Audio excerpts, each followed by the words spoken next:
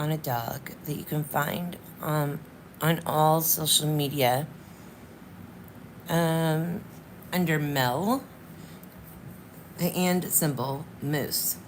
Mel and Moose. And Moose is absolutely adorable. This is a photo that I'm going to draw today with him with a dental bone, it looks like, or, a chew. But usually he's found like little rocks or little wood chips in his mouth. He brings them in from outside and she's got to get them from him. And he's just freaking adorable. So I've been wanting to draw him for a while. That's what I'm going to work on today. Right now I am working on the eyes and I'm using dark sepia to do around the eyes. Just so I can block the color in. Make sure I still have the same one. So I'm blowing that up. Let's set that to the side. Whoops. So I'm just blocking in where the pupil is. Now it looks weird and kind of on a point, but when you look at his eye, I don't know if you'll be able to see that, it actually does come to a point. So it'll make more sense when we color it in. But there's quite a big catch light in this eye compared to this one. So usually, we take for granted that we think that the catch lights are generally just in the pupil, and a lot of times they're not. They come over into the colored part of the eye as well. So I'm going to try to capture that and see how we do. So this part is right here, but I'm actually going to come in with just my little eraser, and this is why I do this, so I can kind of map it in lightly first, make any changes I want to. But I notice there is just a little skin area right here, and then we're going to come in and bring this. We have sort of the side of the eye here. We got to bring the pupil in around those catch lights. So here, where the iris is, there's definitely a line, but then where the pupil is, it's partly cut off. So we're going to do this. We're just going to sort of, it doesn't have to be 100% perfect of a catch light. Like, it doesn't have to be exactly the same, but I still want to give the same idea. So I'm just sort of drawing what I see. And since we're not doing an up close shot, this is not going to be exactly 100% the same, because it's not, you just can't get the detail in this far away. Okay. So we're going to bring this around, and you notice here, okay, just trying to see where I want to bring people in right about partway into this catch light. Does not go that high up, or that far down, I should say. Take my line out. So if you decide to do your sketch beforehand, which I always do, doesn't matter what kind of art I'm doing, I always do a thing. I keep bringing the people down too far.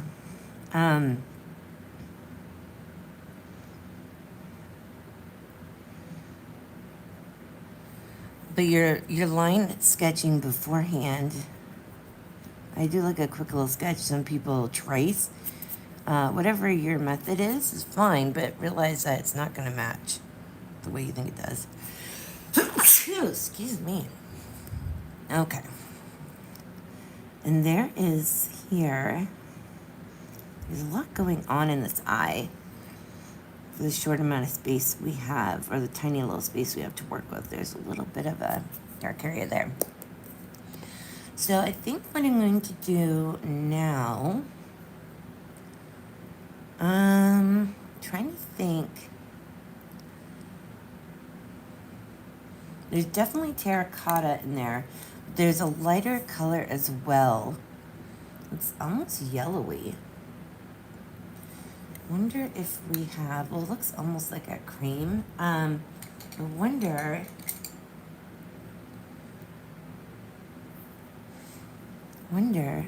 because the thing is, you don't want to touch the pupil. When you have yellow, you're risking making green.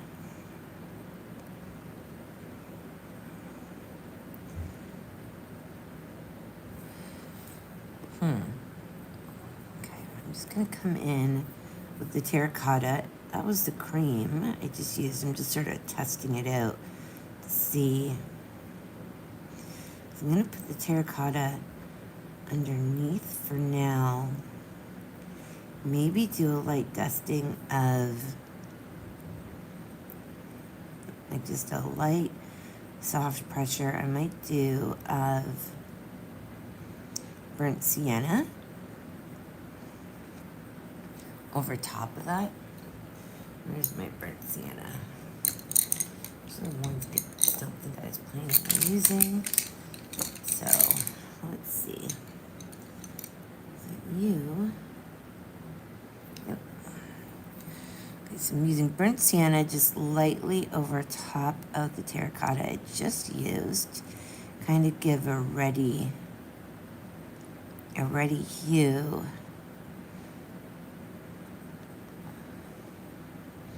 Still lightly going over it. Trying to figure out what I want to do for that color there.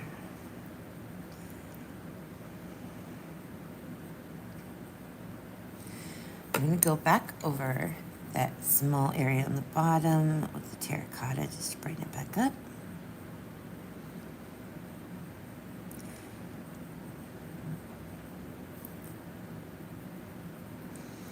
And about, still light pressure, but a little bit harder than it was.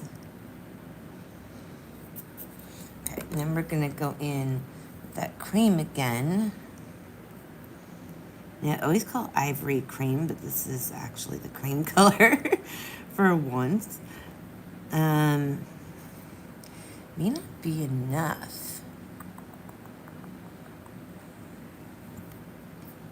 I don't know.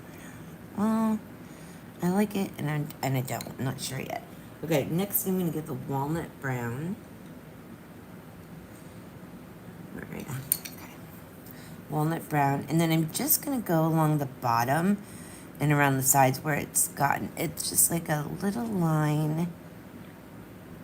Not super far in because we don't want to cover up all the terracotta. But it's going to sort of brown it a bit and make it pop there. And then I might do a light line right there above the cream, right before the pupil starts. Okay, and then I'm going to go back in the terracotta over top.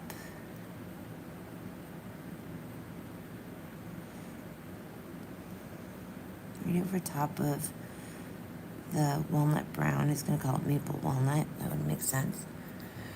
And then again with the cream.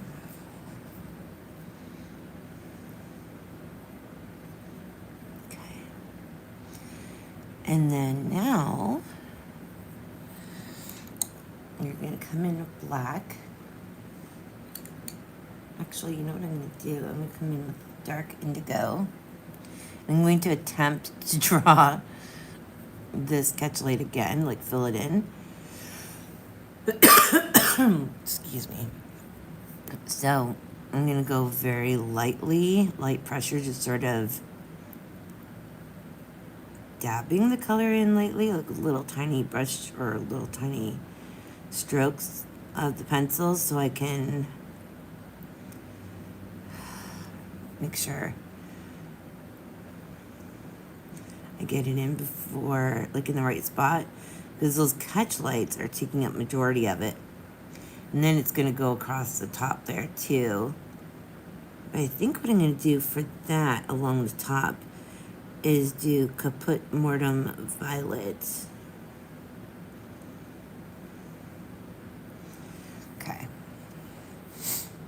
So then we're going to come in the Caput Mortem Violet. That is not it. Okay, Caput Mortem Violet. And then I'm just going to fill in this area of brown that's going to be more or less like black over top of it. But it gives it, I'm just starting it lightly at first just to get where I want it to go. But just gives it more of a reddy brownish undertone for when I put the black down. And people may think that seems like a useless step, but it does make a huge difference. Because when you think about it, if you've ever seen someone with black hair or like a black furred animal, they don't have just black hair. There's hints of violet, blues, or browns sometimes, or even grays.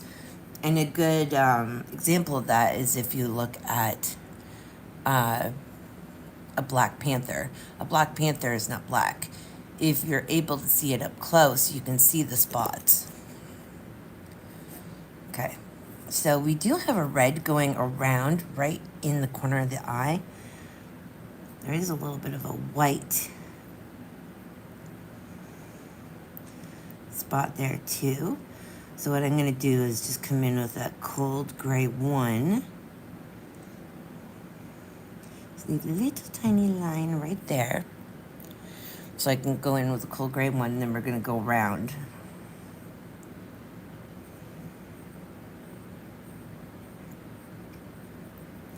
Just like that. I'm not going to worry about that little wisp coming off there. And then we're going to come back in over top of that with black. And then I'm just going to start with the pupil and go over that dark indigo. And then here you'll see that sort of beautiful black blue that you see, like almost like a midnight black blue. And I know this color well because when I was in high school, sadly it did not suit me, but I thought it made sense to dye my hair like that on a regular basis. So, and then I did the purple and the red, black, and all that jazz. Okay, so I'm just doing a light line here. And then we're going to come in and lightly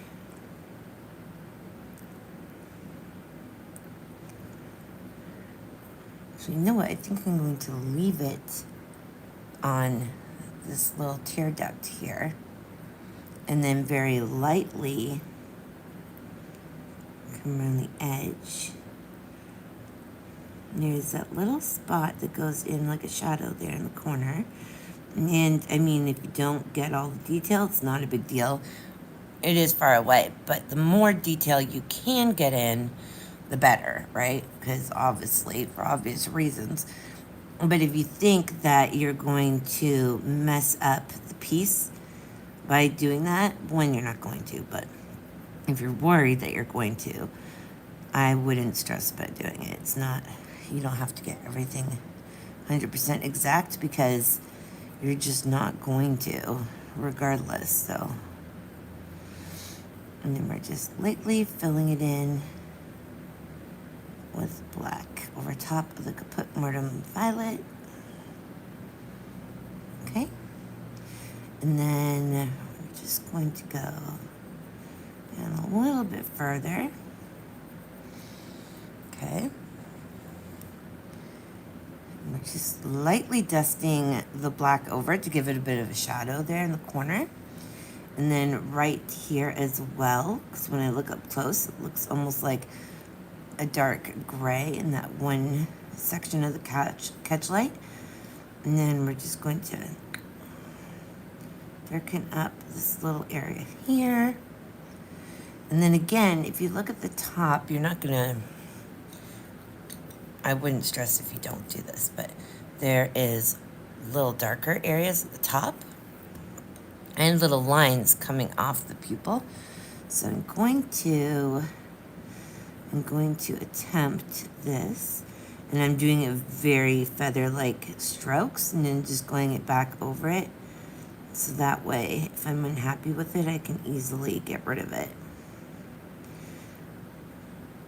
Okay.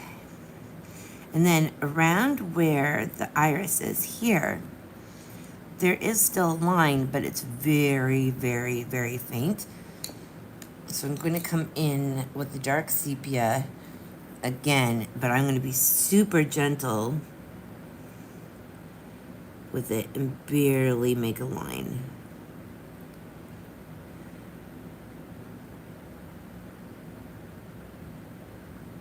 More or less just giving the semblance that it goes around here. Like that. Perfect. I'm happy with that. And then I'm going to go in with the cold gray one. Where are you? This is it. Cold gray. This is a warm gray one. I like the cold gray. And I think I'm going to sneeze again. Phew, excuse me. Okay. Button. Really? I take them all out, and then I can't find them. Because I get moving them around as I go, and then I can't figure out what I'm doing. Okay, I think this is the cold gray one. I keep grabbing the warm gray one. These are all warm grays, and the white. Oh, because all the cool grays are over here. With the green, that would make sense. Okay. So this is the cold gray one. And I'm going to check the edge of it, make sure I don't have anything on it. Just going to do light dusting over the white of the eye. And lightly over the pupil, trying to mix those little lines I made. I mean, it's not really necessary. And then right here in the corner. Yeah, right there. And I think that looks pretty dang good. Alright, one eye down. Let's get to this bugger. So I already outlined this one with dark sepia. And there seems to be a lot more of that reddish color that goes down into the eye. But, you know, it's what it is. So, since we've got that caught in, we're going to go in with the Caput Mortem Violet to start. And I apologize for my sniffles. And I'm going to fill in that area and around the eye here. Because it is quite reddy. Like reddish. I guess I should say, not reddy. It's not like we're prepping it. It's almost... I notice... Fill this guy in real quick. I notice this catch light seems to be up higher. But there does seem to be a point right here. Okay. So I'm going to see, even though this eye goes in, I'm going to see if I can kind of recreate this little point. I don't know what that is. And then it goes right underneath the catch light like that. Very strange, but usually makes sense in the end. Okay, and then we're going to come in with... We're going to come in with the terracotta, if I can figure out what I did with it, along the bottom again. Trying to avoid, which I literally just put my pencil right into it, the lines for the pupil.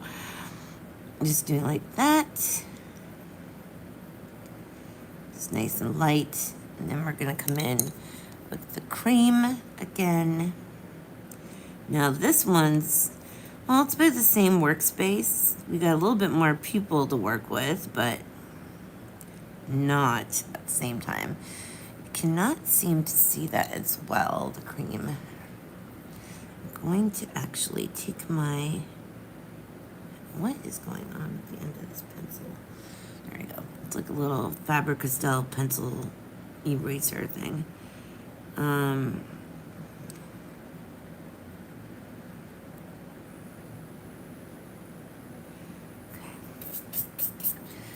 So I'm going to go in with that cream. We're going to have to go back in with the terracotta too, but this is the annoying part about working in a small space, trying to do a lot of detail, is trying to make room for all the colors you see. So this goes right up, of course it does, right up to the catch light. Okay. Then we put that walnut brown. Actually, no, we put the burnt sienna first. Where are we? I wonder if we don't already have it already over here. We do. Okay. We'll put the burnt sienna first into the terracotta, like we did a moment ago on the other side. Just nice and light. You don't want a lot of pressure because you want it to be like, you want it to be nice and smooth. So it looks like real eyeball. Then we're going to go back in with the terracotta, trying to avoid the cream as much as possible. Then we're going to get that walnut brown right here.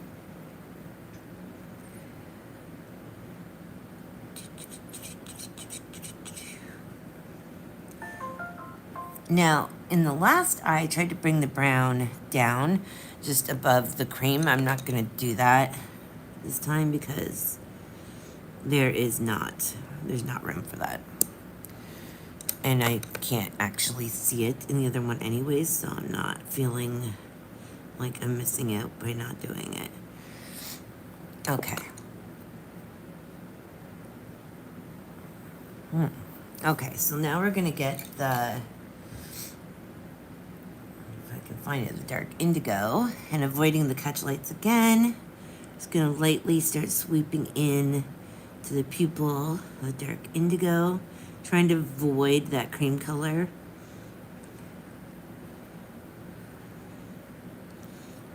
You can see I started to sweep my pencil down a little too far. Because you put yellow and blue together, anyone knows that's going to make green, so you do want to avoid it if you can.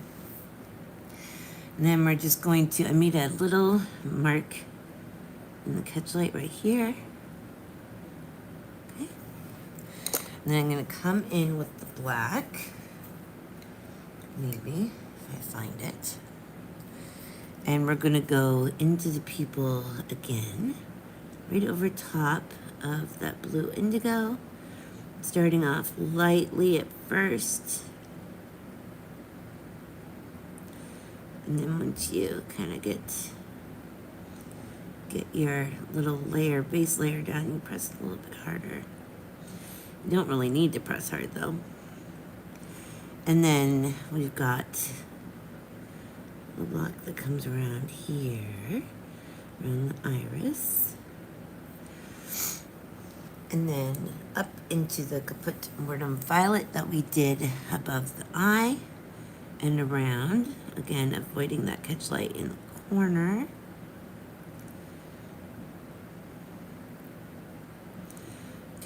Okay. And then I'm going to leave that tear duct there on this side, again alone. But there is a little bit, if you see, a little bit of color that comes into the white there. So what I'm going to do is lay down the cold gray one like I did before. If I can find it again. Okay. Just lay it down lightly. I'm going to start in the catch lights first just to get them out of the way. Okay, then I'm just going to do this, but when I do it, I'm going to try to drag some of this Caput Mortem Violet into it because you can see a little bit of it there.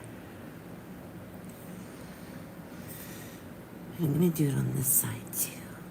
Actually, I'm just going to take the Caput Mortem Violet, if I can find it again. I'm just going to darken this side up a bit. Like that.